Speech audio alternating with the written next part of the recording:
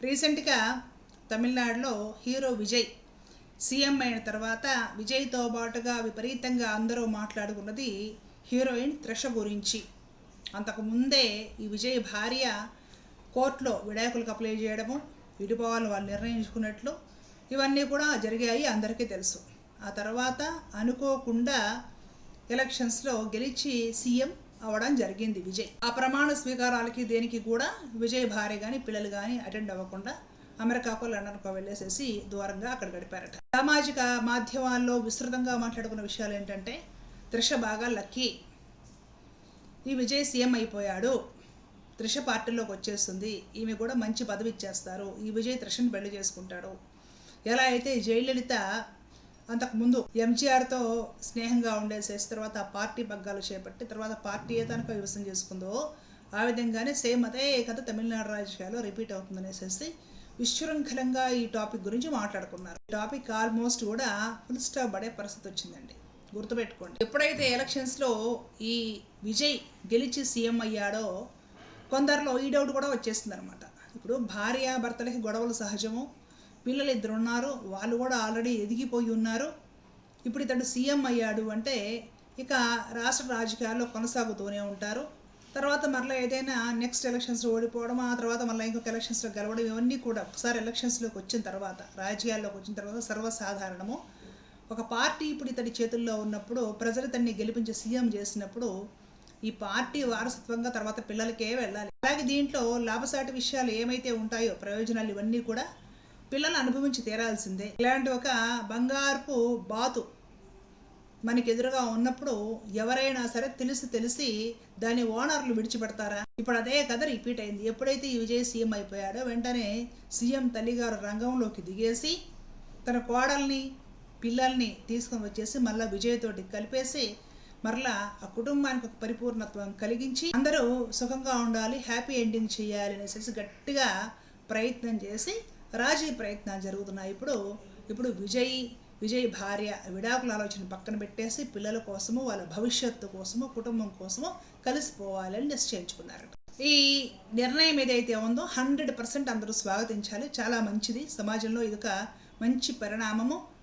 అందరి కుటుంబాలు హ్యాపీగా ఉండాలి. ఏడొచ్చి ఇప్పుడు ఎండింది పాపము త్రిషకి. విజయ్ కుటుంబము, విజయ్ భార్య పిల్లలు మొత్తం కలిసిపోయి విడాకులు తీసుకోకపోతే త్రిష లైఫ్ క్వశ్చన్ మార్క్ అయిపోతుంది ఆటోమేటిక్గా. ఈ విషయం నేను ఎందుకు చెప్తున్నానంటే గుర్తుపెట్టుకోండి, ఎప్పుడూ కూడా సాన్నిహిత్యాలు, అక్రమ సంబంధాలు, వివాహితులతోటి ఫ్రెండ్షిప్లు, సంబంధాలు, ఇవి ఎప్పుడు కూడా సమాజానికి మంచిది కాదండి.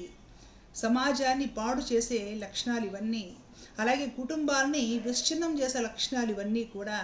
ఇలాంటివి మరి చదువుకుంటున్నారు, సినిమాల్లో ఉండేసి ఇంత దేశం ప్రపంచాలు తిరిగిన వాళ్ళు ఎలా అంగీకరిస్తున్నారో, స్వాగతిస్తున్నారో అర్థం కావడం లేదు.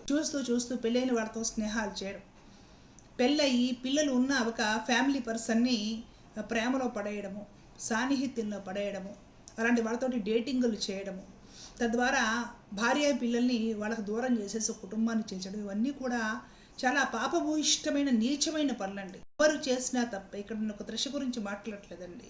ఈ పనులు ఎవరు చేసినా కూడా తప్పే. భార్య ఇద్దరు పిల్లలు ఉన్నవాడితోటి ప్రేమలో పడి విడాకులు ఇప్పించేసి మరలా ఆ తర్వాత వీళ్ళని పెళ్లి చేసుకొని ఈ మధ్య మన తెలుగు రాష్ట్రాల్లో ఒక హీరోయిన్ అభినయం చేసింది. తన భార్య తనను నచ్చకపోయినా సరే ఇద్దరు పిల్లలు ఉన్నారు కాబట్టి ఇంకొకళ్ళు ఎవరు తగలకుండా ఉంటే ఉండేవాడు భార్యతోటి.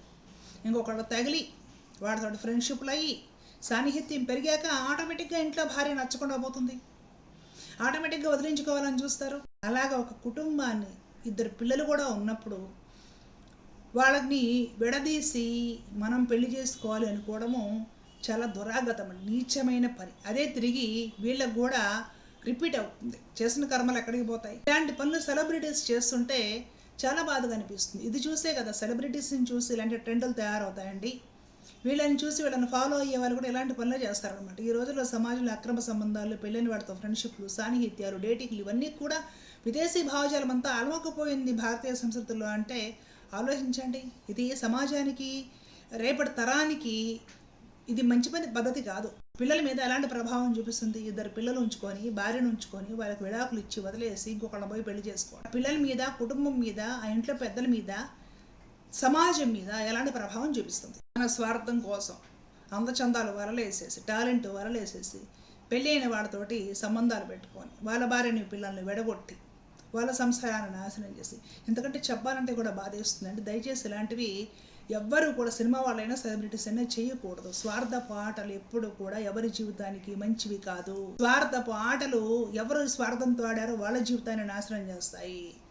అలాగే సమాజంలో తెలివిలేని మూర్ఖులు కొందరు ఇలాంటి వాళ్ళను ఫాలో అయ్యి వాళ్ళ జీవితం కూడా నాశనం చేసుకుంటారు. ఏదేమైనా సరే ఈ సీఎం విజయ్ భార్య పిల్లలు మరలా విడాకులు క్యాన్సిల్ చేసుకొని విజయ్తో కలిసి పూర్వంలాగే కలిసిమెలిసి ఉండటానికి అడ్జస్ట్ అవడానికి మొత్తానికి ఫిక్స్ అయ్యారట.